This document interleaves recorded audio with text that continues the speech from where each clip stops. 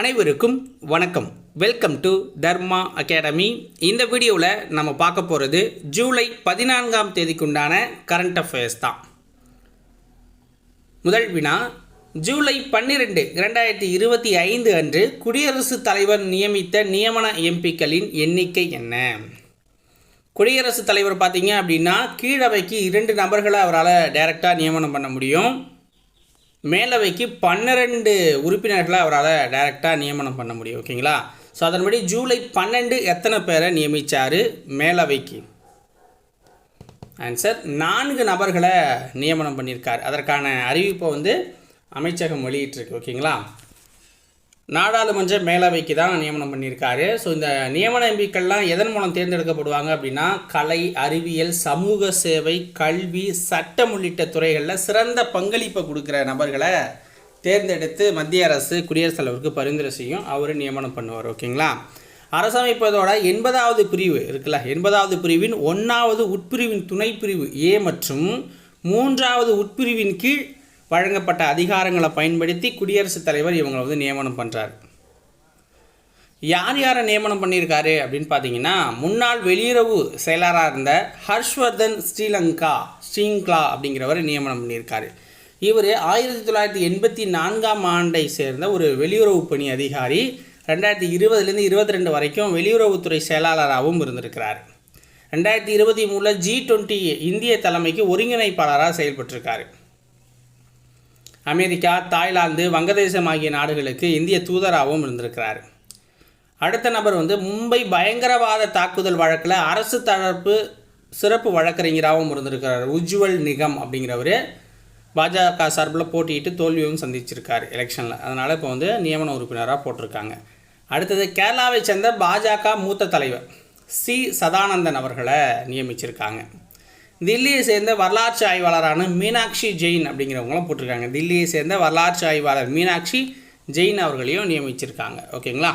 அடுத்தது 2, கூகூரில் 700 ஆண்டுகள் பழமையான ஆசிரியம் கல்வெட்டு கண்டெடுக்கப்பட்டுள்ளது. ஆசிரியம் கல்வெட்டு கண்டெடுக்கப்பட்டிருக்கு. கூகூர் எந்த மாவட்டத்தில் அமைந்துள்ளது? கூகூர் அப்படிங்கிறது எந்த மாவட்டத்தில் இருக்குது? புதுக்கோட்டை மாவட்டத்தை சேர்ந்தது தான் கூகூர். புதுக்கோட்டை மாவட்டம் குளத்தூர் வட்டம் குன்றாண்டார் கோவில் இருக்குல்ல, அதுக்கு பகுதியில் கூகூர் கிராமம் இருக்குது. இங்கே 13ஆம் எழுத்தமைதியுடன், அந்த எழுத்தமைதினா எழுத்து வடிவத்தில் 13ஆம் நூற்றாண்டை சேர்ந்த காலத்தில் எழுதியிருப்பாங்களா, அந்த எழுத்தோட ஒத்து போகிற மாதிரியான எழுத்தமைதியுடன் 1 அடி அகலம் 2.25 அடி நீளம் கொண்ட சமமற்ற பலகை கல்லில் 11 வரிகள் இடம்பெற்றிருக்கு அப்படிங்கிற மாதிரி ஒன்று கண்டுபிடிச்சிருக்காங்க. அப்புறம் இன்னொன்று கண்டுபிடிச்சிருக்காங்க. மொத்தம் 3 பீஸு கண்டுபிடிச்சிருக்காங்க. அதில் ஃபஸ்ட் பீஸு தான் இந்த 13ஆம் நூற்றாண்டு, செகண்ட் பீஸு 14ஆம் நூற்றாண்டு, தேர்ட் பீஸ் 15ஆம் நூற்றாண்டு. அதில் முல்லை அப்படிங்கிற ஒரு வார்த்தை மட்டும் இருக்கிறதா சொல்லியிருக்காங்க. இந்த ஃபஸ்ட்டு கல்வெட்டில் பார்த்தீங்க அப்படின்னா என்ன குறிப்பிட்டிருக்காங்கன்னா, வட பனங்காட்டு நாட்டை சேர்ந்த கிளிஞ்சலூர் வராங்காதிகர் என்பாருக்கு ஆசிரியம் ஆகியிருந்த கூகூர் பகுதியை குமாரமங்கலத்தை பூர்வீகமாக கொண்ட தென் உடையான் என்னும் பெயருடைய தென்கரை நாட்டு வேளாண் என்பவர் மீளுரிமை பெற்ற செய்தியை பகிர்ந்து இந்த கல்வெட்டு. மீதி 2ம் அடுத்த செய்தியில் பகிரும், அதுக்கு நமக்கு தேவையில்லைன்னு விட்டுட்டேன். ஓகேங்களா? 3வது வினா, இந்தியா எந்த நாட்டிடம் இருந்து கச்சா எண்ணெய் அதிகம் கொள்முதல் செய்யுது? இந்தியா எந்த நாட்டிலிருந்து கச்சா எண்ணெயை கொள்முதல் செய்யுது?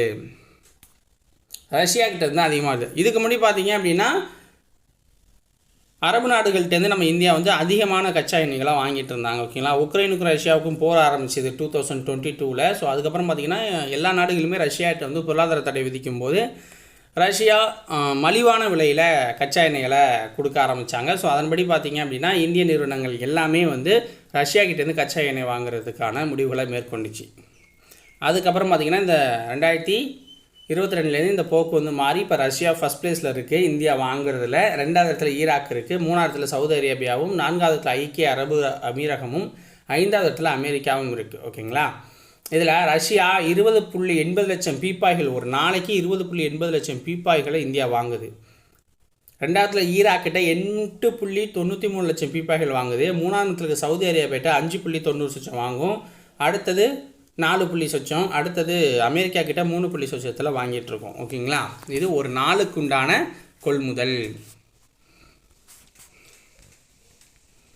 புதிதாக பிரம்மோஸ் ஏவுகணை சோதனை மையம் எங்கு அமைக்கப்பட்டிருக்கு? புதிதாக பிரம்மோஸ் ஏவுகணை சோதனை மையம் எங்கு அமைச்சிருக்காங்க அப்படின்னா உத்தரப்பிரதேசத்தில் அமைச்சிருக்காங்க. உத்தரப்பிரதேசம். பாதுகாப்புத்துறை அமைச்சராக இருக்கிறவர் ராஜ்நாத் சிங். லக்னோவில் இருக்கிற தேசிய பிஜி கல்லூரியில் உத்தரப்பிரதேச முன்னாள் முதல்வர் சந்திர பானு குப்தாவோட சிலையை திறந்து வச்சார் பாதுகாப்புத்துறை அமைச்சர் ராஜ்நாத் சிங். ஸோ அதில் பேசும்போது தான் இப்போ 2 நாளைக்கு முன்னாடி, இப்போ இது வந்து ஞாயிற்றுக்கிழமை அப்படின்னு வச்சுக்கோங்க, 13ஆம் தேதி இந்த சிலையை திறந்து வச்சுருக்காரு. 13ஆம் தேதி 11ஆம் தேதி இந்த மையத்தை திறந்து வச்சுருக்காரு. ஓகேங்களா. 5வது, விம்பிள்டன் ஓப்பன் டென்னிஸ் போட்டியில் மகளிர் பிரிவில் சாம்பியன் பட்டம் வென்றவர் யார்? விம்பிள்டன் ஓப்பன் டென்னிஸ் போட்டியில் மகளிர் பிரிவில் சாம்பியன் பட்டம் வென்றவர் யார்? இகா ஸ்வியாடெக் அப்படிங்கிறவங்க. இகா ஸ்வியாடெக் இவங்க வந்து 113 வருட வரலாற்றை மாற்றிருக்கதா சொல்கிறாங்க. அதாவது எதிரணியினை ஒரு பாயிண்ட் கூட எடுக்காமல் ஜெயிச்சிருக்காங்க. 6:0 6:0 அப்படின்னு 2 செட்டையுமே முழுமையாக கைப்பற்றி பட்டத்தை ஜெயிச்சிருக்காங்க. ஓகேங்களா. 2வது யாருன்னா அனிசிமோவா அப்படிங்கிறவங்க 2வது ப்ரைஸு. இந்த இகா ஸ்வியாடெக் வந்து போலாந்து நாட்டை சேர்ந்தவங்க. பரிசு தொகை வந்து 34 கோடி ரூபா. 2வது ப்ரைஸ் வந்து அனிசிமோவா வந்து பார்த்திங்கன்னா 17 கோடி ரூபா. ஆடவர் ஒற்றை பிரிவில் இத்தாலி வீரர் யானிக் சின்னர் சாம்பியன் ஆகியிருக்காரு. 6வது கொஸ்டின் பாருங்கள். வள்ளுவர் மறை வைரமுத்து உரை என்ற நூலின் ஆசிரியர் யார்? வள்ளுவர் மறை வைரமுத்து உரை என்ற நூலின் ஆசிரியர் யார்னா வைரமுத்து அவர்கள். வைரமுத்து. தமிழக முதல்வர் மு க ஸ்டாலின் இந்த நூலை வந்து வெளியிட்டிருக்காரு. முன்னாள் மத்திய அமைச்சரான ப. சிதம்பரம் இந்த நூலை வந்து இவர் பெற்றுக்கொண்டார். ஓகேங்களா. ஸோ இவ்வளோதான் இன்றைக்கி உண்டான கரண்ட் அஃபேர்ஸு. உங்களுக்கு வீடியோ பிடிச்சிருந்தா ஒரு லைக்கை போட்டுட்டு சேனலை சப்ஸ்கிரைப் பண்ணி வச்சுக்கோங்க. அடுத்த வீடியோவில் உங்களை வந்து சந்திக்கிறேன். நன்றி, வணக்கம்.